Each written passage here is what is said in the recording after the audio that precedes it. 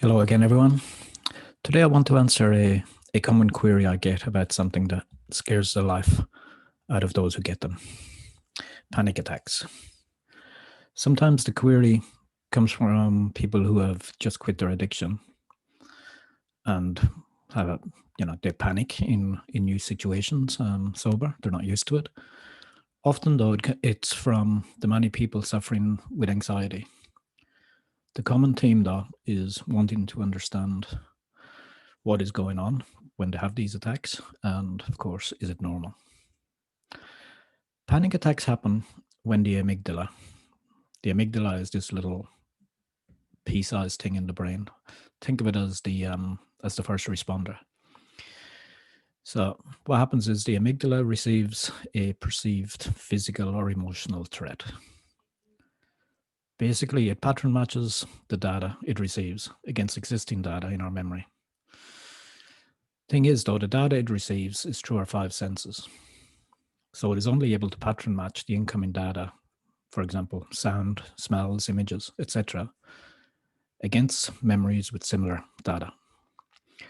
This is why the panic attack can happen in very different circumstances than the original traumatic event.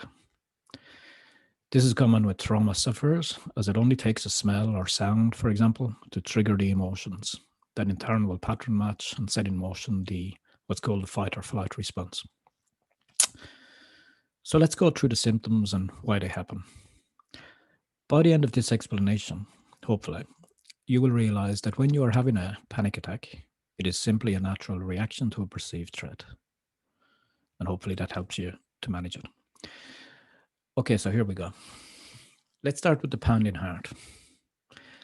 This occurs because the heart is simply pumping faster as it prepares for the increased demand it expects when you will have to fight or run. That is, it's pumping more blood to the areas needed, such as your muscles, your central nervous system. In other words, it's natural. The shallow breathing. We need to take in more oxygen quickly to increase our energy, thereby fueling our muscles to get moving quickly and get us out of danger. Again, a natural reaction. We may start sweating. As we expect strenuous exercise soon, we may begin to sweat so as not to be too hot. Again, it's normal. One that can be very embarrassing is the possible need to go to the toilet. This, again, is a natural reaction also, as the kidneys, the bladder, the intestines get shut down to make more blood available for the upcoming expected fight or flight. Shortness of breath.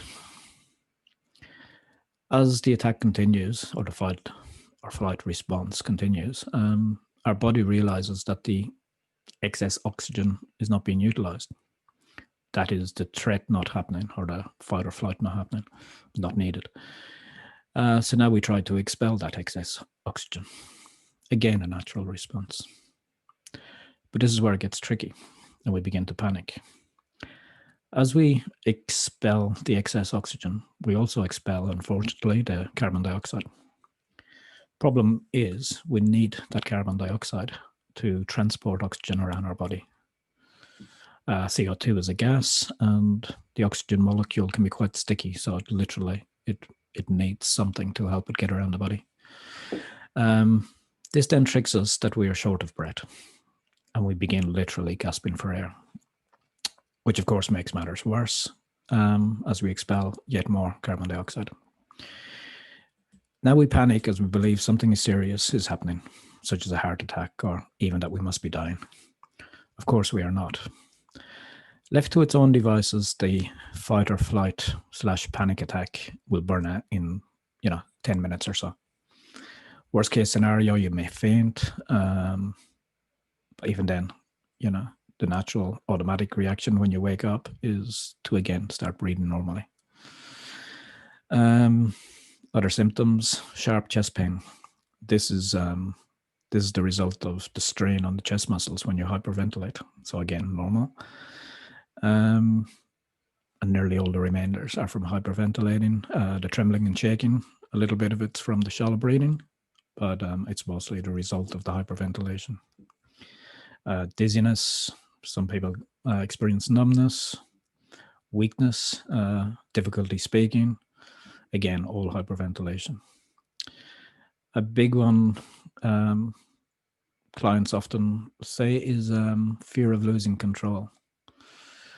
So what's happening there is, without meaning to, you have turned on the fight or flight response, which of course is designed to get us out of danger, except you're not escaping from danger. Now you feel that you are not in control, and this frightens you. Your body is fully prepped for going to war, and you are sat there thinking, what the fuck? And yes, it's normal. The amygdala's response was well-intentioned. It was to, a perceived threat because of pattern matching. And you're all prepped up and no fight or flight to go to. A sense of detachment. You feel like an observer watching all this craziness, thinking, wow, is this even real? Funny enough, it's actually a good thing. It's actually a natural defense mechanism to try to lower your emotional arousal. So what to do? Well, as many of these symptoms are caused by hyperventilation, it is essential to learn the 7-11 deep breathing technique, or similar. It doesn't have to be 7-11. This stimulates what is known as the parasympathetic nervous system, which is actually the opposite of the fight or flight response. Fight or flight is simply the term for the activation of the sympathetic nervous system. So now instead, with the deep breathing, instead of getting you ready for action, deep breathing techniques activate a natural bodily response that can be described as rest and digest. So out breaths decrease your blood pressure, dilate your pupils, and slow your heart rate, thus lowering the emotional arousal in the process. Practicing a breathing technique a few times a day, especially for anxious people, will lower your overall stress levels in the long term. It's important to realize that it's the out breaths that stimulate the response. So it stands to reason that a breathing technique with longer out breaths than in breaths will be more effective at lowering emotional arousal, hence the 7-11.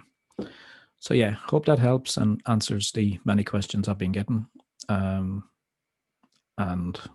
in summary, it's a natural reaction. The fight or flight response is well-intentioned. It's to keep you out of danger. And the following symptoms are all natural reactions that cascade. So yeah, one tip, learn the deep breathing technique. Till next time, cheers.